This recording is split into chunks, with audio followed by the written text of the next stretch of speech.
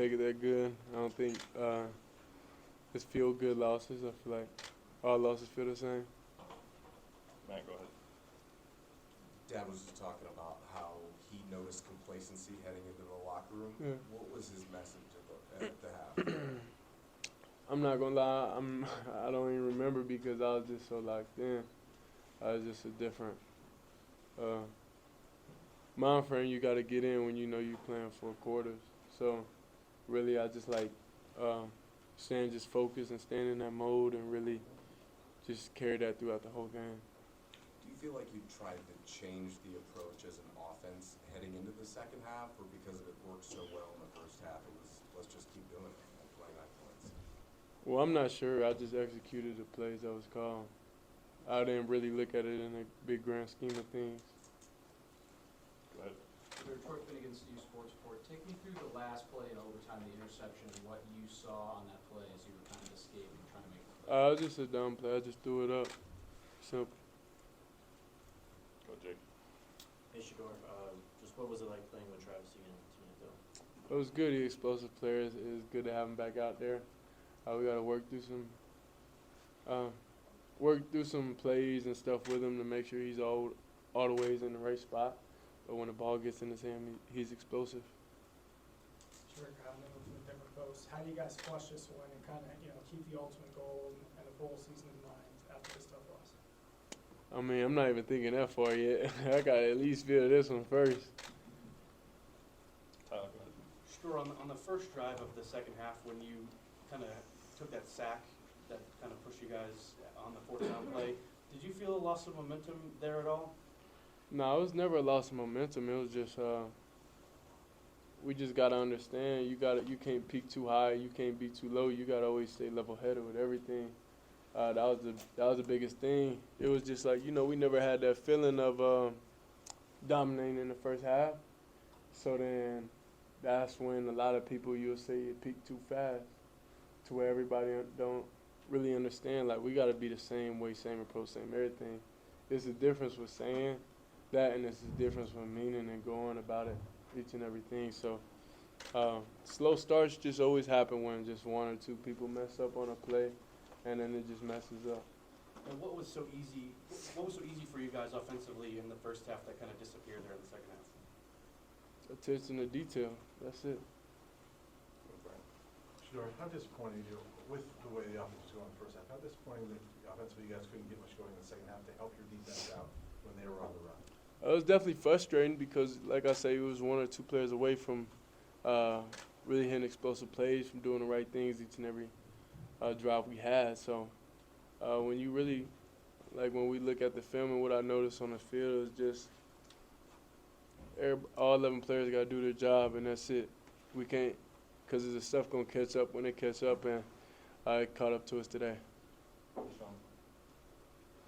Folks from the outside know there's not much middle ground on you guys, as well as those haters you address vocally. What do you say to outsiders who are going to say, man, 13 went off, Travis had too many snaps, he came back too early, he was tired, he was this, he was that, because they don't know, you know. What do you say to them?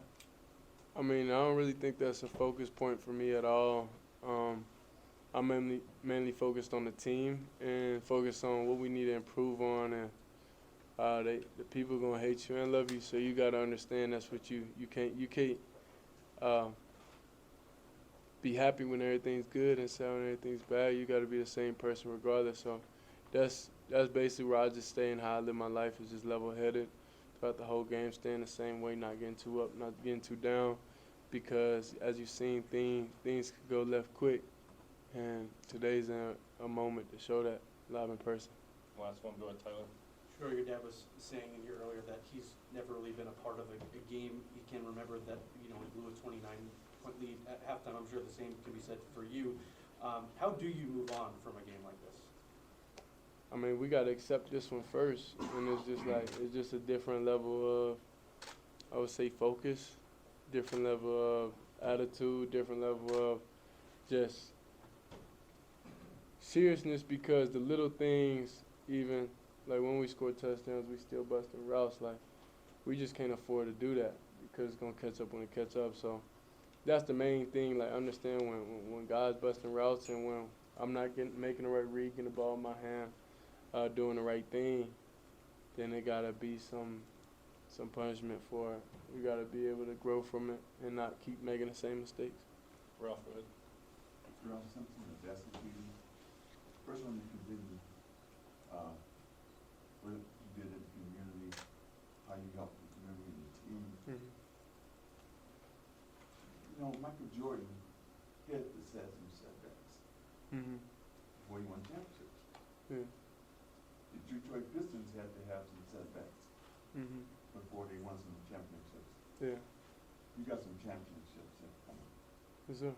Yes, sir. Some things happen for a reason, Mm-hmm. and y'all got greatness in this coming. For sure. Appreciate it, man. I feel the same way. Aurelia, you want the last one? Yeah, please. Ariel received 9 News. Your coach, father, said that his message after the game was that some players either like or love the game, Mm-hmm. and there's a separation between the two. Do you feel personally that there is that separation in the locker room, that some players just aren't fully buying in, they don't fully love this game right now? I mean, I'm not gonna point fingers. That's not what I'm here for. I let the coaches. That's what they're here for. They're here to guide us. So, I can't really say that and throw no teammate under the bus because that's not what type of player I am. The guys know, you know, and that's it. But I'll never put a teammate down and say he's not fully in if he probably is. Not to name names or anything, but do you feel like that might be an overall vibe for some players? Possibly.